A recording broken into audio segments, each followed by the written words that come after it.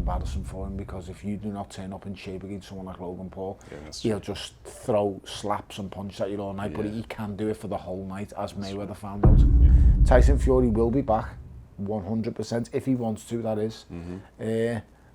I think he's the second best heavyweight in the world. I did like Bivol's boxing, so Bivol's shown us he has the ability. I think he'll learn his lesson from the first fight. And let's be honest, if anyone needed it to be a short amount of time between the turnaround time, it was Beterbiev, because he's the guy who's getting under.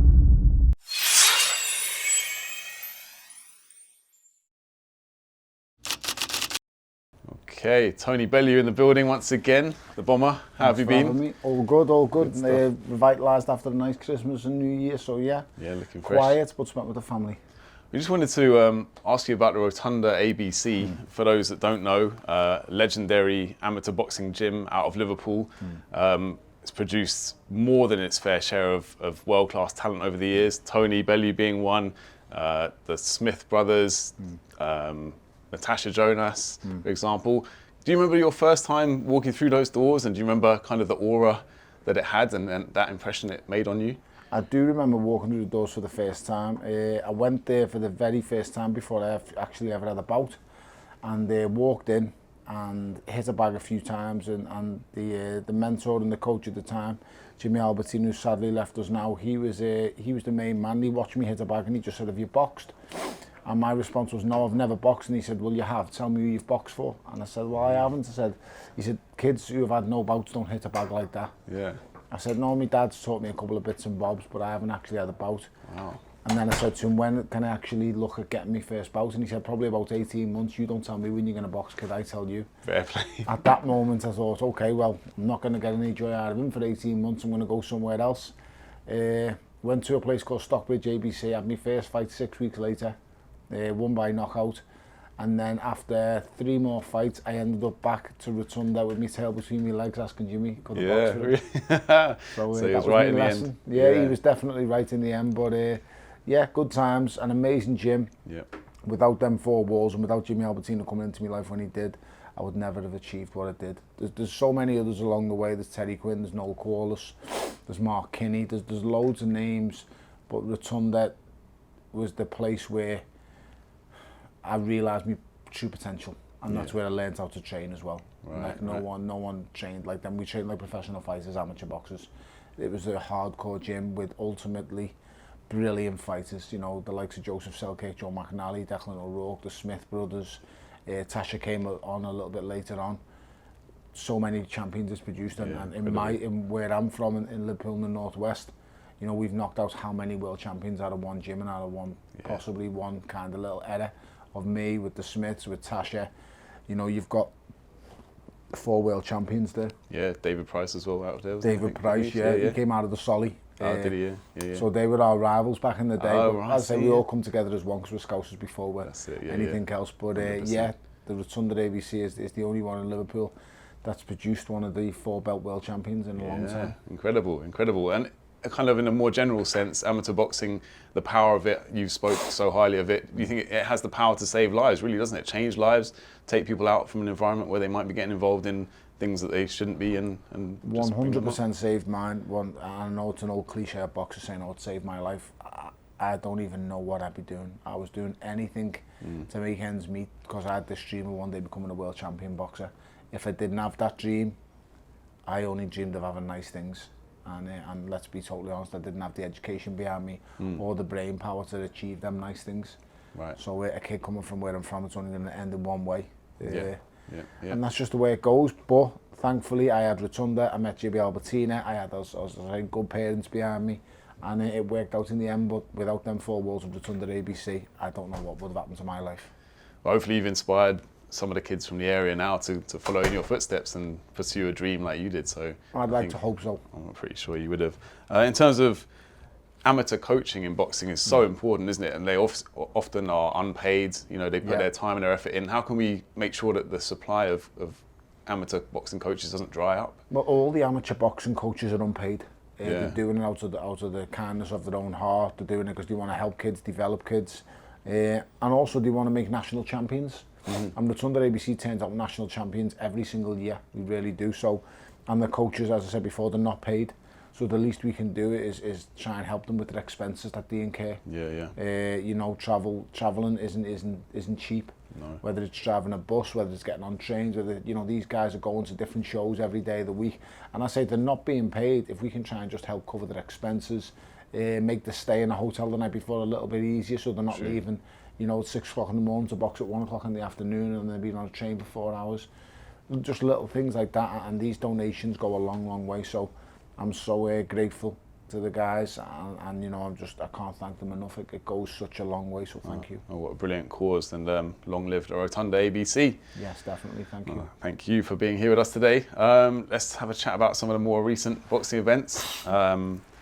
Obviously, you fought Oleksandr Usyk yourself. Unfortunately. But what incredible fight that was. You didn't come out on the right side, but we've gone on to see, what's that, 6 years ago nearly now? Yep. Time's flying, but we've seen, you know, how much of an incredible boxer he is.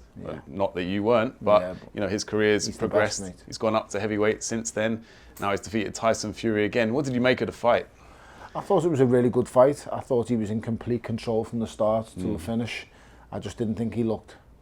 It didn't seem to be going against him in any way, shape or form. When I was watching the event live on the TV, I thought, oh, this is a bit close. And then when I watched it, I've watched it back 3 times now. And he's just decisive in every movement that he does. There's a reason for everything he does. And once again, he out-hustled him, he pressed him, he outworked him, he out-punched him in every round almost. And he dominated him. He threw less punches, didn't he, than Tyson Fury, but landed more. That shows he's out-punched him. You know, it all depends what you hit. And you've got to remember, a lot of what Tyson Fury threw on the night hit gloves. Yeah, that's it, isn't it? Very little got through. I liked some of the body shots he threw. I thought it was smart and a clever ploy to attack the body.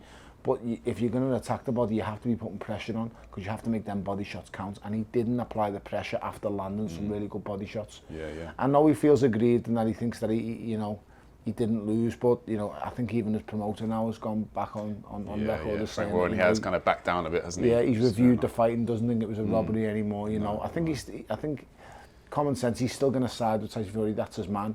But I'm completely, it's the word I'm looking for, I'm not biased to any of them. I think both of them are great fights. I think both of them are great lads. I'm a neutral, and you just got to score it as you see it. On the night, I think I scored it to him by 2, but in hindsight, I think it's more like 3 or 4. And I'd say that's no disrespect to Tyson Fury. He's always going to struggle with a fighter like Oleksandr Usyk. The biggest thing about it is Oleksandr Usyk didn't use his greatest asset and strength to beat him. He used probably his greatest weakness, and his greatest weakness is his actual offense. Him going forward and pressing fights is not his strength. No. His strength is going on the back foot. You've seen that against the likes of Murat Gassiev.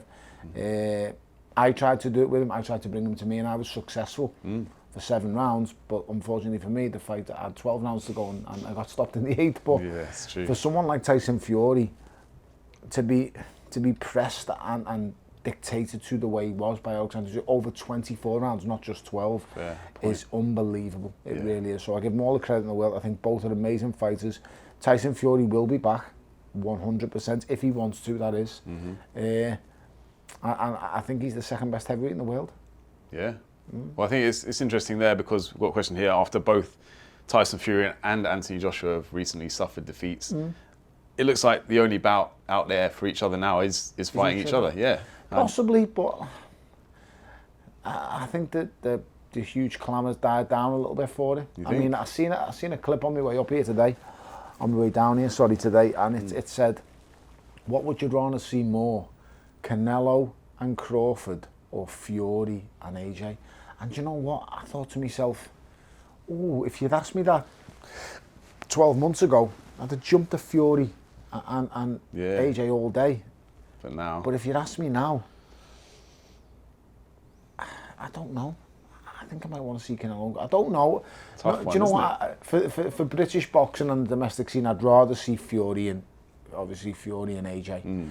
But for an actual boxing match and a spectacle, there's lots Canelo to be said. And Crawford is right up there. I mean, listen, it'd be huge. If I could make any fight in boxing right now, it would be Tank and Inoue. Well, I was going to mention that actually, because people have said it's impossible, but actually the weight he walks around at, it's not too far away. Impossible, but at the same time, there's a few. I mean, Bam and Inoue, I'd love to see. It's another exceptional fight. There's so many good fights that are available to the world, pound for pound. people fluctuating between weights. Ultimately, I'm not going to lie, I don't like fighters going too far above the natural weights. No. I just, it not doesn't, good health-wise. no, it doesn't look good for me. And then you're only going to lose because of size, and no fighter should ever lose purely because of size. You should lose because you wasn't good enough or your skill set weren't up there. So I don't know how many more divisions in New can go, but I don't want to see him lose because he just weren't big enough. That'd be sad. No, that would be sad. Okay, quick prediction then for Tyson Fury, Anthony Joshua, if it does happen in the summer. I've always said it and I'll stick by it. I just think Anthony Joshua will be forced to let his hands go, and I think he'll knock out Tyson Fury. Do I think he's the better fighter? No, but not always the better fighter wins. I've been in fights myself where I've beat fighters who are better than me, a la David Haye. Yeah, fair play. Good point, actually. Yeah. Well, I think it's hard to being a bit harsh on yourself there. I've beat him twice, but I just think he's a better fighter than me. His skill set's better than mine. He's stronger than me. He's quicker than me. It's just that styles make fights, and if you can make David miss, you're always going to make him pay. But I'm happy to go down in history. He's going to go down as a far greater fighter than I ever will. I don't know about that, but it's very humble of you to say that. Daniel Dubois, he challenged Usyk in the ring after the fight. Maybe it was a bit kind of crass, a bit too soon, perhaps. You know, he's just gone 12 rounds with Tyson Fury, and he's in his face, calling him out. I've seen people and the reactions to it. I think people's reactions, they've taken it more personal than Oleksandr Usyk actually took it himself, to be fair. He took it quite well. He's cool and calm. Just, these guys are begging now for the payday because they know who the king is. That's right. And these guys need him. He doesn't need them. No. Oleksandr Usyk can choose to fight whoever he wants. He is now the draw in the heavyweight division. He is the big name. Yeah. And I take my hat off to Anthony Joshua, and I take my hat off to Tyson Fury because they had the cojones to face him, as did Daniel Dubois. But let's not get away from anything. Daniel Dubois fought him once, and we've seen how that fight went. Yeah. Everyone goes on about a shot. Let's just be brutally honest. It hit the protector. Why is it called a protector? Because it protects you from certain shots. Was it like? Did anyone look at the belt line of Tyson Fury before the fight? It was high, wasn't it? Yeah, it was, really high. I was going to ask what's the neck on them shorts. But it was nuts. But no one said anything. No. But then ultimately when Oleksandr Usyk fights Daniel Dubois and his shorts are on his navel and you can clearly see his belly button at times in the fight, no one said all of a sudden his shorts are high. So it's whatever suits people's narrative and agendas at the time. For people who are Fury fans, they want to say Usyk's done this or he's robbed that. For people who are Dubois fans, just look at the cold, hard facts. He hits him on the protector. The protector's called the protector for a reason. And then ultimately look at how the fight ended up. I mean, he had enough. On his knees, wasn't he? By the end, on one knee. But also, he's got to get through Joseph Parker before you even start thinking about the rematch with Usyk. So and that's no mean feat. No. How do you see that fight going? Because that is scheduled, isn't it? For Joseph February. Parker, Daniel Dubois aside, is the most informed heavyweight in the world. Yeah, both of them in great form, to be fair. Yeah. If anything, I think actually Joseph Parker is in better form than Daniel Dubois because that spree of fights of Deontay Wilder, Zhilei Zhang. Yeah, great. Let's just look at it for what it is.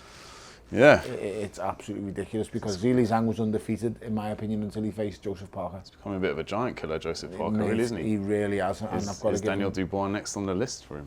Yeah. It's a potential, potentially. I just got to give him massive credit. The job him and Andy Lee have done since they've worked together has been phenomenal. And I just feel... don't get me wrong, I think the styles, and I look at the styles for this matchup, I find it hard to back against Daniel Dubois because, listen, Joe's not the hardest to hit, but then I'll also be honest, Joe's got a bit of a pop as well. Joe Parker hits harder than probably Oleksandr Usyk. Yeah, you would think. Punch for punch wise, I would think so, being a career-long heavyweight. Okay, and he's got some good wins on his resume, but I don't know, I find it hard backing against Daniel Dubois in that fight purely for the reason of younger, fresher, the power to prove. Factor, he does have the big power, but then Joseph Parker takes a hell of a shot. That's true and I've seen him get off the floor on multiple occasions. It'd be interesting, wouldn't it? It'd be interesting. I'm not sure if he was on the floor against AJ, but he was on the floor heavily against Dillian White, got himself back up and done really well. So I've seen him on the floor a number of times, but he always gets up. So Zhang put him down as well, didn't he? Yeah, Zhang got him down. He gets go up and win on points. So. Speaking to him, I've dealt with him a few times. He tells me Zhang's the hardest he's ever been hit by anyone. Right, he said Zhang's jabs were even hard. So they were Joe's words. He's got that snappy jab, hasn't he? It's nasty. A quick word about Usyk then, just before we move on. currently confirmed himself now, isn't he, as the top heavyweight in the round. But where does he compare to the greatest heavyweights ever? And what does your top 5 heavyweights of all time look like now? I think he's up there. On accolades alone and achievements, he's right up there. Yeah, it's got to be, isn't he? You'd have to look. He's come from the cruiserweight division where he's reigned, gone into everyone's backyard and beat them up on their own patch. He's gone to the heavyweight division, which I didn't think he'd be able to fully. I thought he'd win a version of a world title at heavyweight. I thought he might be able to nick it off someone like a Joseph Parker or someone like that. Yeah. But to go up there and face the biggest and the baddest. Do you think you could have done it in any era of heavyweight? Yeah. Without a shadow of a doubt. I struggle to have him ahead of Lennox Lewis. I thought you were going to say Lennox, yeah. Lennox is just... Would have been what an interesting fight that would have been. Mate, Lennox technically was brilliant. Yeah. And then with the great Emmanuel Stewart in his corner, I just think he it's not that he'd figured him out, I think he'd just been too much, because Lennox was the first of the giant header. Lennox was the first big guy. I'm not sure if Lennox is 6'4" or 6'5", but Lennox is a big dude, and I've met Lennox in person. Yeah. I was actually surprised when I met him in person. I thought he'd be bigger, but as guys get older, you know, the muscle mass decreases and stuff like that. So, well, I just thought he is a big lump. Imagine him in his heyday. He was a big guy, strong guy, but he had huge amounts of technical ability. So, I've got Usyk in the top 5, 100%. I just don't know where. I mean, a lot of mine is nostalgic and goes off the likes of Mike Tyson in his prime, and the prime was so short-lived. Sadly true. No one can ever deny Muhammad Ali. I think George Foreman's the greatest puncher who's ever graced the game. There's so many there or thereabouts. I couldn't give you a definite from 1 to 5. That's 5 there, to be fair. I just don't know. All I could say is I just don't know. It probably changes on a day-to-day basis in some ways, For achievements alone, Muhammad Ali is the greatest heavyweight ever. Got to give it to him. What he done in Zaire that year against George Foreman was just, like, people can't put into context. He was wrote off by the world. You know, George Foreman had knocked out Ken Norton, he'd knocked out Joe Frazier, 2 guys who had previously beaten Muhammad Ali. Right. And he went and flatlined Joe Frazier. He just took Ken Norton apart. So a lot of people don't really know that because of how long ago it was. And that's what people don't give him the credit. Like, I think that is the greatest result of any heavyweight fight ever. And people will talk about Buster Douglas against Mike Tyson, but in hindsight, we know that the lifestyle Mike was living at that time. It was crazy, it was wild, and he's spoken about it on numerous occasions. But for Muhammad Ali to beat George Foreman, like, he was a huge underdog. There was members of his team in the dressing room crying before the fight, the likes of Bundini, thinking that that Muhammad Ali could die in the ring. And who'd have thought that Muhammad Ali would go into the ring and face the greatest puncher boxing's ever seen and say, I'm going to win because I'm going to let him hit me so many times he gets tired. And it's just the craziest tactics. What a wild tactic and he done it. And that's why many see him as... I don't see Muhammad Ali as the greatest boxer ever.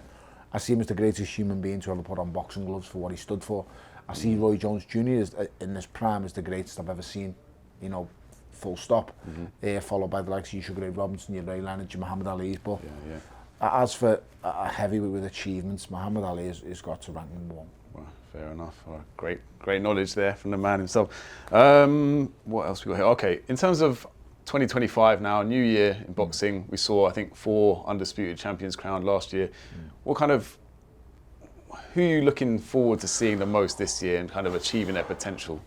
I want to see Tank more active. Yeah. I rate him massively. I think he's a brilliant fighter. I want to see Connor McGregor back out there. Yeah. It's been a hard couple of years for him. It's looking like it will happen now. I think you spoke about Tank there. He did tweet something before Christmas, didn't he, that the fight with Lamont Roach was off, but he hasn't heard anything about it, so maybe it's back on now. I don't know. Bit strange. I mean, it's just it's very messy over at PBC. Yeah. It really is, and the fight is just not active. That's the problem, from the Charlos to Tank to Spence, just like they're not out there, they're not fighting. Yeah. And I just want to see them all fight. So there's so much going on. But there's still so many quality fighters, and Canelo's still around. Canelo's still around, yeah. Got Bivol, Beterbiev. The rematch, the rematch is happening. It's only 6 weeks away. You've got Dubois and Parker. That's a brilliant fight, standalone fight on its own. Yeah. His Excellency Turki Al-Sheikh is once again, dragging people out and getting them out again. Good to see. Making big shows. So there's so much to look forward to in the new year. It's going to be a great year. I think big fights will materialise on their own. Conor Ben's quit social media now, so he says. Well, he announced that on social media, which is a bit ironic. But he said his target for the year is to win the WBC welterweight title. So maybe by quitting social media, he's gone into his shell to get ready for that. So hopefully we'll see that. You can't blame him. No. What else have we got here? Jai Opetaia. Quality fighter. Yeah, fighting on Wednesday, isn't he? I'd love to see him and Gilberto Ramirez. Yeah, that could be. Do you think he's the future of the the cruiserweight division? Yeah, I think he's the best cruiserweight in the world. He's got some steel, scary visions. He's a determined individual. Very much. You know, so, he's very driven. He says exactly what he thinks. There's no like faffing about. He just says what he sees. And Anika, the kid who's fighting him, on Wednesday, I believe. Yeah, Wednesday night, yeah. He's not a bad kid, very skillful, talented, but can he keep Jai Opetaia off him? Probably not. No, you'd imagine not. But was it Jai Opetaia had the broken jaw, didn't he? He fought did through the broken Marius jaw. Bradis. He got his jaw broken in the third round. The Marius Bradis fight many years ago. Yeah. And he fights through and wins on points. Yeah, his corner were telling him to just pull him out, and he said no chance. No one, listen, if you can still throw punches, you're good to go. I just think, you know, any fighter worth his salt is not going to be given up on a stool, in my opinion. You know, you can't do it. Just knock me out. We've had words, haven't we, about spewing it before. He's not one to spew it. No, he's not, definitely no chance. Have you heard about Conor McGregor and Logan Paul's $500 million boxing match out in India? I've heard rumours about it, but is it true? You just never know with Conor. Right, yeah. But any event that Conor's part of is astronomical. It's huge. It would be huge, wouldn't it? Yeah. I think it does seem like it's got some kind of legs in it. But listen, when you're talking 250 million, you're going to get Conor McGregor at the table. Huge money, yeah. Huge money. It would be good to see him back because it doesn't look like he'll be fighting in the UFC anytime soon. So it doesn't, but he's still contracted to 2 more fights, so I don't think you'll see him in a boxing ring before you'll see him back in a cage. Okay, so that has to happen first, you reckon? I believe so, yeah. We'll see. And who do you predict? Because Logan Paul's in WWE, isn't he? Logan Paul is a really good athlete, and you know what? He gave Mayweather hell. Yeah. When he fought Mayweather, he was nuts. He just swinging away, going nuts. He's so physically strong, and his game is anything. So, you know, you'd have to take your hat off to him. He's not a boxer. No. He's primarily a wrestler. Yeah. And he's doing what he's doing in the WWE. You know, as we know, that's a soap. It's an opera. Yeah. But at the same time, it doesn't deter from how great of an athlete he is. No, true. He'll get in there, let his hands go. Connor's a fighter. He's a combat man. He's got that winning instinct, doesn't he? He's not a boxer, but it'd be interesting and it'd be very... I mean, it could be very embarrassing for him because if you do not turn up in shape against someone like Logan Paul, he'll just throw slaps and punches at you all night, but he can do it for the whole night, as Mayweather found out. You'd imagine there'll be no kind of contracting about no knockouts in that. It'll be just a straight fight. We'd hope so anyway, but you never know, do you really? Fingers crossed. Another one with a big future fighter, with a big future, Moses Itauma. We saw him with a rapid knockout on the undercard. Dempsey McKean. Yeah, Dempsey McKean, yeah. Well, how far can he go? Have we spoken about him before? I'm not sure we have, but he really does look like I've mentioned a few times about him. I just think he's exceptional. Everything fighter, about him. His demeanour, you know, his attitude, everything is in his own time. He presses when he wants. He's quality. I just think he's very, very good, and then add to that he's a southpaw as well. Yeah. And the only issue and worry is, but I say this, and it's already been proven wrong by Oleksandr Usyk, is his size.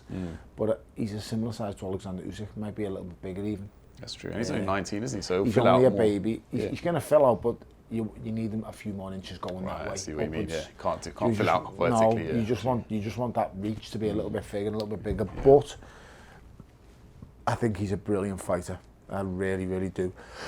And I think within 18 months, he'll be fighting for a world heavyweight title. Yeah, within 18 months. Within 18 months. I mean, listen, he could possibly be looking towards the end of this year. If he has a good enough year. Yeah.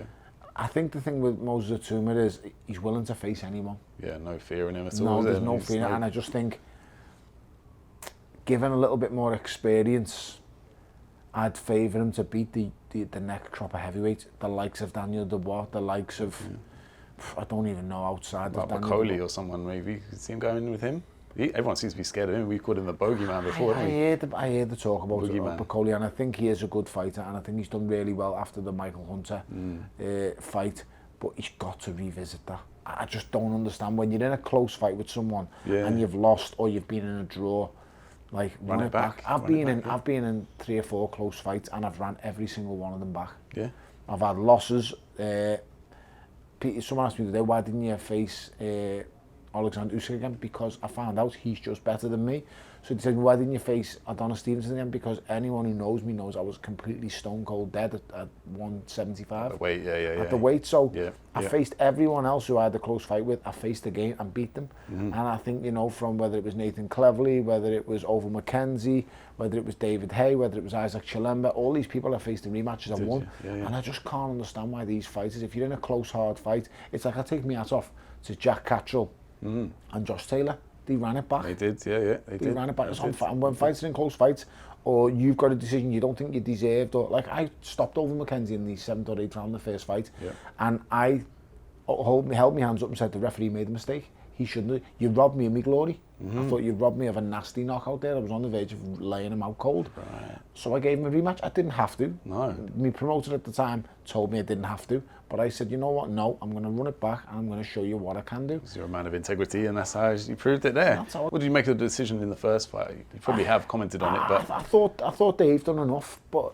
when I've heard the word robbery used, I mean, that was a bit strong. Harsh, I mean, you know, surprised that none of the judges saw it as a draw. You can't. Not that. I mean, I thought Dave done enough on the night. Yeah, it's hard to disagree with that. You know, you've got to look at the early rounds in the fight, and to be fair to Dave, he weren't throwing much back, and he was getting beat up in the first half of the fight. Yeah, didn't hardly throw any No, punches in the he first just round, wanted to absorb what Johnny had, and then let's say, like, I'm do still you think here. he'll regret not finishing the fight, or could he have done more to knock him out, do you think, or was he being a bit kind of placid at the end there?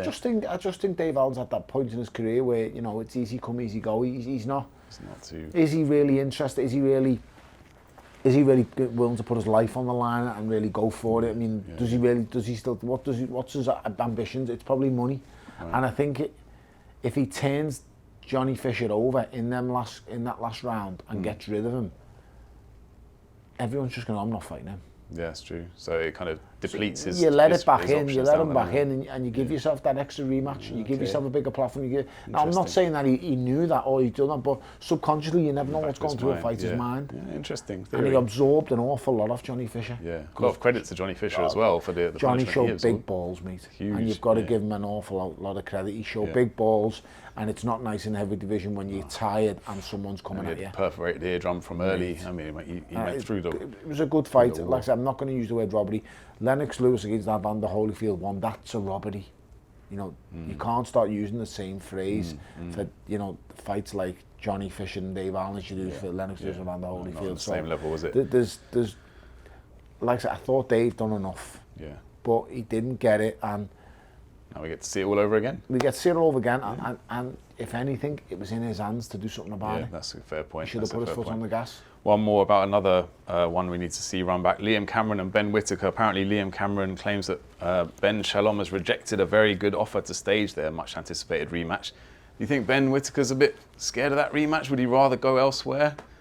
But he needs to go and prove himself Once again. again, he's got to revisit it. Yeah. He knows it was a close fight. It was a very disputed call by the referee. Give him what he gave. The way it ended with him going the way over it ended, the way he top ropes. stopped it. It was. He's got to revisit it. Yeah, you can't. I'm not going to sit here and say one rule for one rule for the other. Yeah. Johnny Fisher's doing an honourable, noble thing. He's revisiting the nightmare. That's what Ben Whittaker Ben needs to Whittaker do. needs to revisit the nightmare and go back in with Liam Cameron. He more than deserves a shot. Quick word about Dennis McCann sadly failing a drugs test prior to his fight with Peter McGregor. Dr. Usman, his name kind of rings bells around boxing, not necessarily in a good way. He was involved once again. I think he was involved with when Amir Khan failed his test. Connor Ben failed his test. Do you think it's becoming more than a coincidence now with this guy, Dr. Usman? I think it's unfair to literally wipe this fella out. Yeah. I don't know anything about him. I've never met him. But you know, people listen. If you're failing drug tests for performance enhancing drugs and steroids, just get banned. Just throw them out of the sport. I know Dennis is a good kid. I really like him, but you can't explain to me how them substances are in your body, because they're like backstreet substances. Right. Yeah. They're like proper weightlifting stupid substances to take. You think it's because it's almost like getting caught before the fight is obviously better than getting caught after the fight, because for his opponent's sake. Yeah, it is. But it's almost like, because it would be a random test, wouldn't it? Wouldn't it have been like a urine test after the fight? You know what? They all know when you're signed up to the whereabouts and they know your every move, you know, they know where you wake up every day. They know where you rest, they know where you know, they know if you're going out, they know everything. I've been on that programme. I was on it for years and years and years because I always chased the WBC. Yeah. So I must have been on that programme for 7-8 years. That's the one where they can come literally any time. And they knew where I woke up every single day. They knew obviously where my head rested every single night for 7-8 years. I've done over 100 tests, amateur and pro. Yeah. Well, that's it as well, because that's going to affect the whole future of your career. That could have when been, you're taking that much. Dennis McCann, Peter McGregor could have been a card topper anyway. That could have been a whole bill off. It's thankfully to his excellence. He keeps Peter McGregor on the bill, gets him paid, gets him fighting, and he was in a good fight, by the way. And that, thankfully, you know, obviously top of the bill was Usyk and Fury. So it's just it's madness. Someone's got to do something about it. I've said this before, and I'll say it again. Once the whole sport is running off one set of rules, that's when we'll see progress in boxing.